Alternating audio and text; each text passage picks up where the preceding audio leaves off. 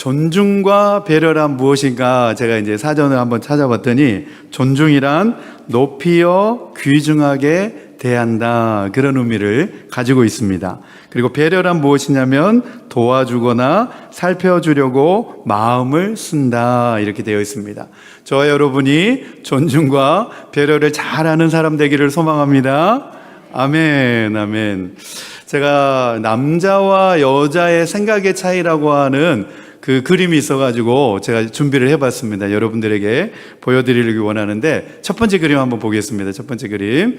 네, 남자와 여자의 차이. 그래서 거울 속에 비치는 자신의 모습. 그래서 여자는 아주 날씬한데도 거울을 보면 나 왜 이렇게 살이 쪘지?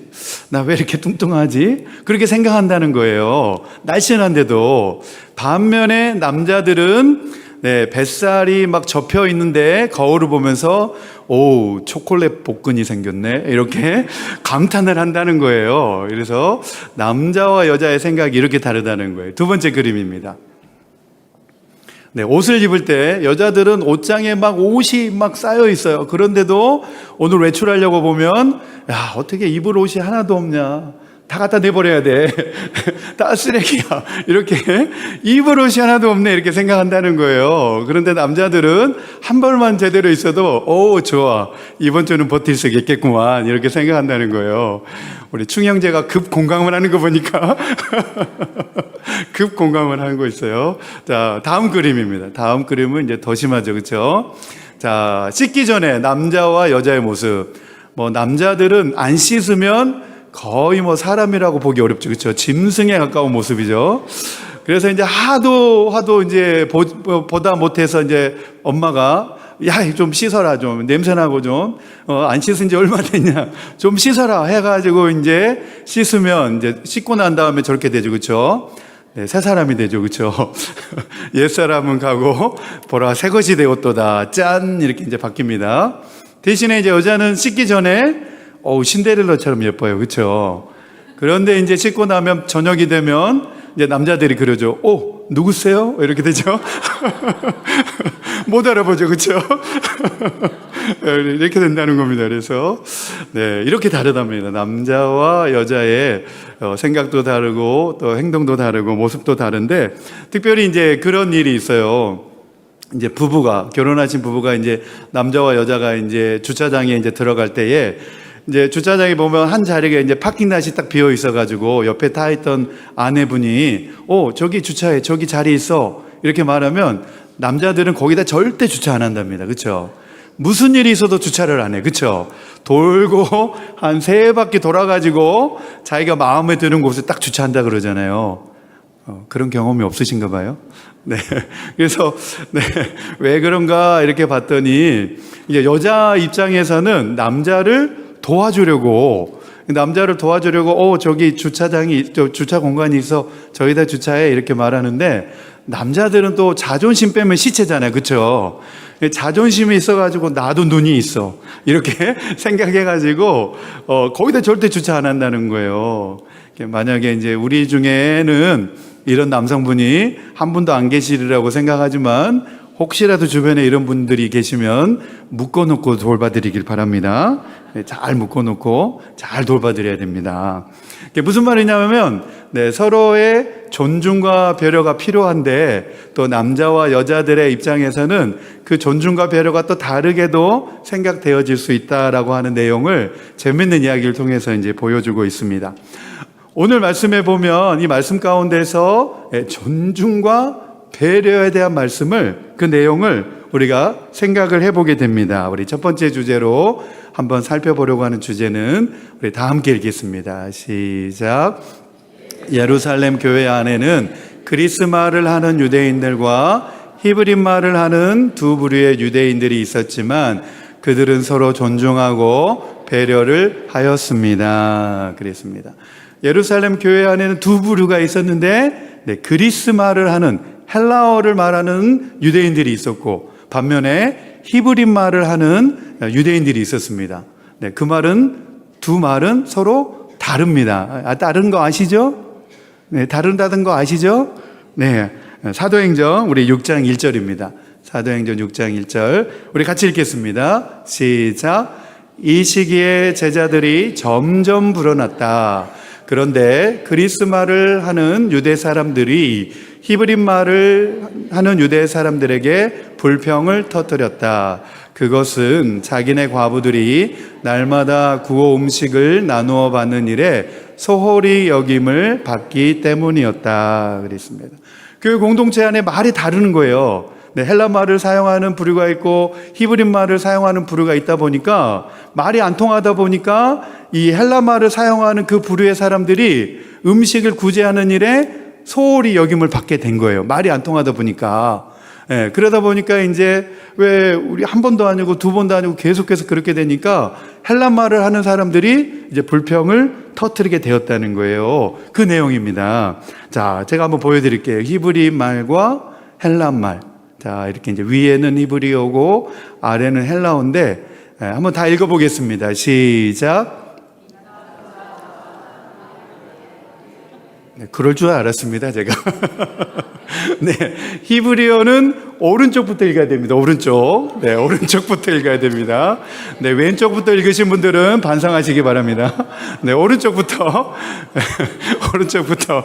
네, 왜 무슨 말인가 싶었습니다, 갑자기. 자, 왼쪽 읽겠습니다. 시작. 엘리 엘리 라마 아자부타니. 이게 무슨 말이죠? 나의 하나님, 나의 하나님, 그 말이죠. 네, 헬라어에 보면 이제 헬라어에도 나오죠. 그렇죠? 엘리 엘리 라마 사박다니 이렇게 나옵니다. 그래서 이게 이제 히브리어와 헬라어 문자도 다르고 사실은 제가 같은 발음의 문자를 준비했지만 말이 다릅니다. 언어가 다릅니다. 이제 그러다 보니까 교회 공동체 안에서 소통이 잘 안 됐겠죠. 마치 한국말만 쓰는 사람하고 영어만 쓰는 사람이 있으면 의사소통이 잘 안 되잖아요. 이제 그런 일이 이 예루살렘 교회 공동체 안에 일어나게 된 겁니다.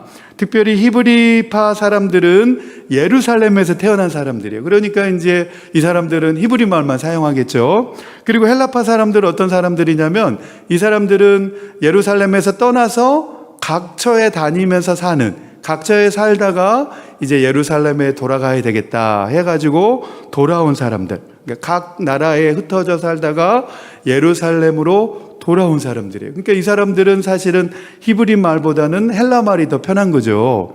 헬라 말에 더 익숙하고. 그래서 이제 이 사람들이 예수님을 믿게 된 거예요. 그래서 교회 공동체 안에는 히브리 말을 사용하는 사람도 있었고 헬라 말을 사용하는 사람들도 있었다는 거예요. 그런데 이제 보니까 헬라 말을 사용하는 사람들이 날마다 음식을 구제하는 그 일에 있어서 좀 소외감을 갖게 된 겁니다. 그래서 이제 히브리 말을 사용하는 유대인들에게 오늘 1절 말씀해 보니까 불평을 터뜨리게 되었다. 그래서 이제 히브리 말을 사용하는 사도들이 교회 안에서 이런 일이 있으면 안 되겠다 생각되어져서 이제 그러면 이 일을 잘 감당할 수 있는 일꾼을 우리가 뽑으면 좋겠습니다. 그렇게 교회 공동체 안에 제안을 하게 됩니다. 그래서 교회에서 이제 총 몇 분의 일꾼을 뽑게 되죠? 네, 7분. 7명의 일꾼들을 선출하게 됩니다. 특별히 이제 7명의 집사라고 되어 있는데 성경학자들은 그때 당시에 집사라고 하는 직분이 오늘날 교회에서 부르는 집사의 호칭과는 사뭇 다른 점이 있다는 사실을 알아야 된다라고 이렇게 주석을 달아 놓았습니다. 오늘 이 말씀을 우리가 살펴보는 가운데 우리 신앙 공동체 안에도 참으로 귀감이 되어지는 내용이 있어서 제가 여러분들에게 소개를 해드리려고 합니다. 사도행전 6장 5절 말씀입니다. 6장 5절 우리 같이 한번 읽어보겠습니다. 5절 말씀 나와라 뚝딱. 네, 안 나오네요.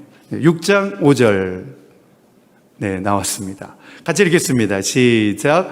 모든 사람이 이 말을 좋게 받아들여서 믿음과 성령이 충만한 사람인 스데반과 빌립과 브로고로와 니가노르와 디몬과 바메나와 안디옥 출신의 이방 사람으로서 유대교에 개종한 사람인 니골라를 뽑아서 이렇게 되어 있습니다.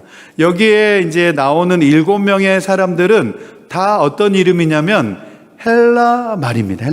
헬라의 이름을 가진 사람들입니다. 그러면 무슨 말이냐면 교회에서 7명의 일꾼을 뽑을 때 누구를 뽑았다는 거예요? 헬라파 사람들을 다 뽑았다는 거예요. 어디에서 불평이 나왔죠? 네, 헬라파 유대인들 가운데서 불평이 터져 나오니까 교회에서 헬라파에 속한 사람들을 일꾼으로 다 뽑아준 거예요. 7명을 다 헬라파 사람들로 뽑아가지고 그 일에, 이 헬라파 사람들이 매일의 구제를 받는 일에 있어서 조금도 섭섭함이나 소홀함이 생기지 않도록 그렇게 했다는 거예요. 할렐루야. 네, 이것이 무엇이냐? 바로 존중과 배려라는 거예요. 존중과 배려를 이 초대교회에서는 실천을 해 나갔다는 겁니다. 예루살렘 교회 공동체 구성원들은 헬라말을 잘하는 사람들을 이제 일꾼으로 뽑아서 믿음의 공동체 안에서 어느 누구도 소외받지 않고 또 소홀함을 받지 않도록 하기 위해서 그 분야의 일을 잘할 수 있는 사람들로 일꾼들을 세워 나갔다는 거죠. 이 사실에서 우리가 잔잔한 감동을 받게 됩니다. 이것은 무엇이라 그랬죠? 존중하고 배려한다라고 하는 그런 의미입니다. 그런데 이제 오늘날 교회를 보면 언제부턴가 세상적인 잘못된 분위기와 풍토가 교회 안에까지도 들어와서 서로의 잘못을 찾아내고 지적하기에 바쁘고 또 책임 추궁하기에 바쁜 그런 올바르지 못한 모습들이 교회 안에도 언젠가부터 이렇게 들어와 있습니다. 그래서 왜 그럴까 이렇게 생각을 해보니까 이게 한국 정치 문화에서부터 이렇게 들어온 것 같아요. 한국 뉴스를 보면 매번 이렇게 정치인들이 막 싸우고 책임 추궁하고 막 그러는 거예요. 네, 무슨 장관 사퇴하세요 막 이러잖아요. 그렇죠? 그러니까 그런 모습을 보면은 교회 안에도 그런 모습이 이제 막 들어오려고 하는 거예요. 하지만 이런 모습이 교회 안에 들어오면 안 됩니다. 네, 교회에서는 이런 모습을 보이면 안 되는 거죠. 그래서 왜 그럴까? 한국 사람들이 왜 그럴까? 이렇게 생각을 해보니까 한국 사회는 경쟁 사회다 보니까 내가 살아남기 위해서는 다른 사람을 막 깎아내려야 되는 거예요.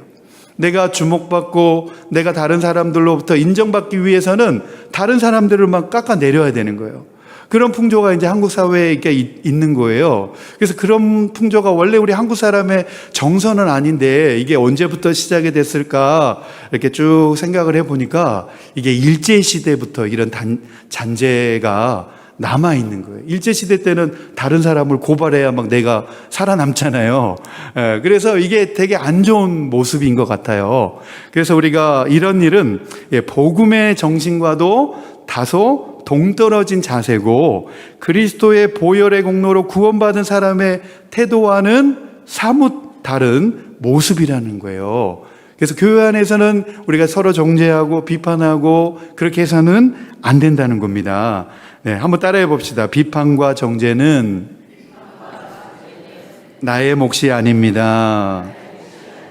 네, 비판과 정죄는 나의 몫이 아니라는 거예요. 우리 주님께서도 말씀하고 계십니다. 함부로 다른 사람을 심판하지 말고 판단하지 말아라. 그렇게 경고하셨습니다. 우리 마태복음 7장 1절에서 5절 같이 읽겠습니다. 시작. 너희가 심판을 받지 않으려거든 남을 심판하지 말아라. 너희가 남을 심판하는 그 심판으로 하나님께서 너희를 심판하실 것이요 너희가 되질하여 주는 그 되로 너희에게 되어서 주실 것이다. 어찌하여 너는 남의 눈 속에 있는 티는 보면서 내 눈 속에 있는 들보는 깨닫지 못하느냐. 내 눈 속에는 들보가 있는데 어떻게 남에게 말하기를 내 눈 속에서 티를 빼내 줄 테니 가만히 있거라 할 수 있겠느냐. 위선자야, 먼저 내 눈 속에서 들보를 빼어내어라. 그래야 내 눈이 잘 보여서 남의 눈 속에 있는 티를 빼줄 수 있을 것이다. 아멘, 아멘. 네, 남의 눈에 티를 빼려고 하는데 자기 눈에는 뭐가 들어있다는 거예요? 이만큼만 들보가 들어있다는 거예요. 네. 그래서 주님께서 남의 눈에 티를 빼려 하지 말고 내 눈에 있는 들보 먼저 살펴보아라. 지금 그 말씀을 하고 계신 거예요. 사도 바울도 이에 대해서 말씀을 하고 있습니다. 로마서 14장 8절에서 16절 말씀입니다. 우리 같이 읽겠습니다. 시작. 우리는 살아도 주님을 위하여 살고 죽어도 주님을 위하여 죽습니다. 그러므로 우리는 살든지 죽든지 주님의 것입니다. 그리스도께서 죽으셨다가 살아나신 것은 죽은 사람에게도 산 사람에게도 다 주님이 되시려는 것이었습니다. 그런데 어찌하여 그대는 형제나 자매를 비판합니까? 어찌하여 그대는 형제나 자매를 업신여깁니까?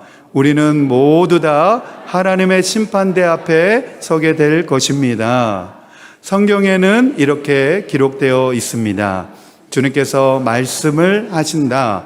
내가 살아있으니 모든 무릎이 내 앞에 꿇을 것이요 모든 입이 나 하나님을 찬양할 것이다. 그러므로 우리는 각각 자기의 일을 하나님께 사실대로 아뢰어야 할 것입니다. 그러므로 이제부터는 서로 남을 심판하지 마십시다. 형제 자매 앞에 장애물이나 걸림돌을 놓지 않겠다고 결심하십시오. 내가 주 예수 안에서 알고 또 확신하는 것은 이것입니다. 무엇이든지 그 자체로 부정한 것은 없고 다만 부정하다고 여기는 그 사람에게는 부정한 것입니다. 그대가 음식 문제로 형제 자매의 마음을 상하게 하면 그것은 이미 사랑을 따라 살지 않는 것입니다. 음식 문제로 그 사람을 망하게 하지 마십시오. 그리스도께서 그 사람을 위하여 죽으셨습니다. 그러므로 여러분이 좋다고 여기는 일이 도리어 비방거리가 되지 않도록 하십시오. 아멘, 아멘. 남을 비판하고 판단하는 것을 사도 바울은 뭐라고 말해요? 그것이 형제 자매 앞에 장애물이라는 거예요. 그리고 걸림돌을 놓는 일이라는 거예요.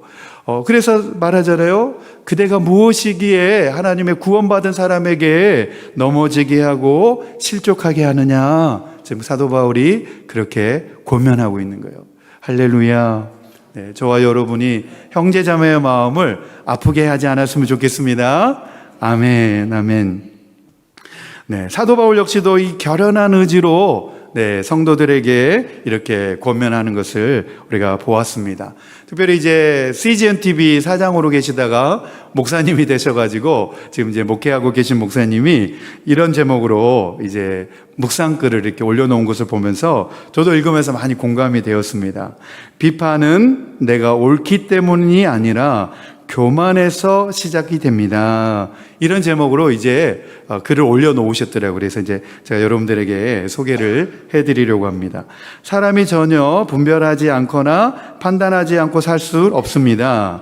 분별은 정상입니다. 문제는 분별과 판단에 있지 않습니다. 그 분별과 판단을 기준 삼아 선과 악을 단정하고 비판하고 비난하는 것입니다.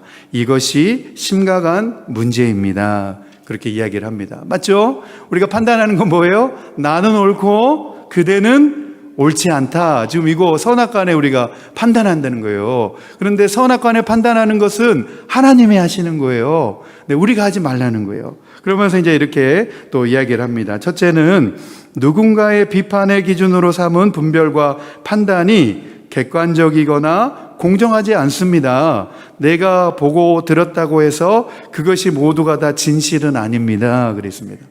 우리가 대부분 듣는 이야기 중에는 진실이 아닌 경우도 상당히 많이 있습니다. 그렇죠? 네.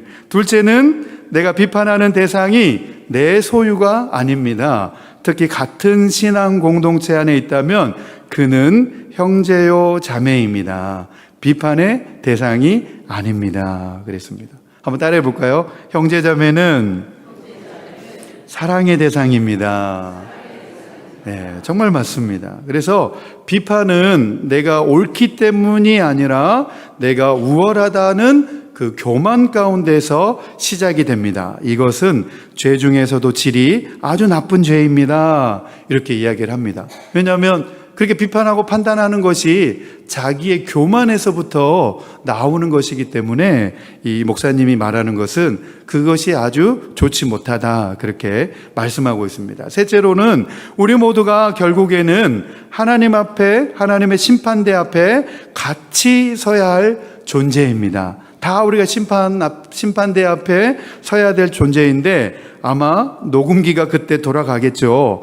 아마도 우리의 행위나 우리의 말이 그때 들려지게 된다고 한다면 등골이 오싹할 일입니다, 이렇게 말씀하고 있습니다.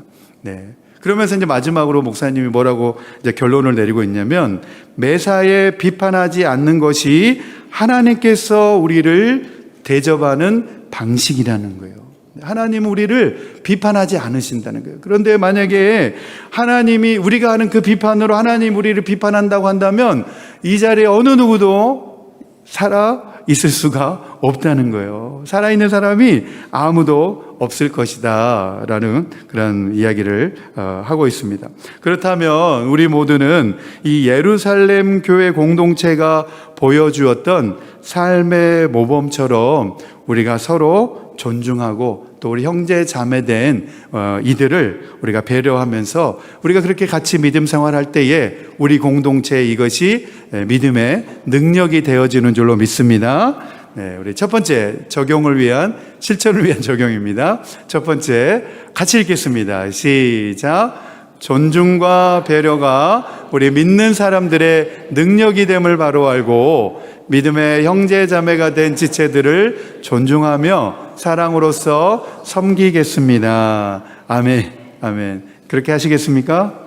아멘. 네, 두 번째입니다. 두 번째 시작. 하나님께서 삼위일체이신 것처럼 통일성 안에 다양성이 인정되도록 하고 내 기준으로 누군가를 평가하고 비판하고 정죄하는 일을 조심하겠습니다. 아멘.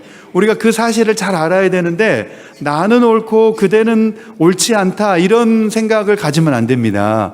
우리는 다 생각이 다른 거예요. 네, 생각이 다른 것을 가리켜서 나는 맞고 그대는 틀리다, 이렇게 생각하면 안 돼요. 무슨 말인지 아셨죠? 틀린 것이 아니고 다른 거예요. 다른 거. 네, 다를 수 있죠? 네, 얼마나 달라요. 오늘도 이제 일부 예배 마치고 결혼한 커플이 있어가지고 결혼 상담을 했는데 너무 다른 거예요. 맞습니다. 서로 다르기 때문에 하나님께서 우리를 서로 그 부족한 부분을 보충해 가면서 도와주면서 우리가 섬기도록 그렇게 만들어 놓으신 거예요. 그런데 우리가 다른 것을 가리켜서 그거 잘못됐다, 그거 틀렸다, 이렇게 말하면 안 된다는 거예요. 아셨죠? 네, 틀린 것이 아니라 다르다. 할렐루야. 아멘. 아멘. 우리 말씀 생각하면서 이 시간 우리 같이 결단 찬양 부르기 원합니다.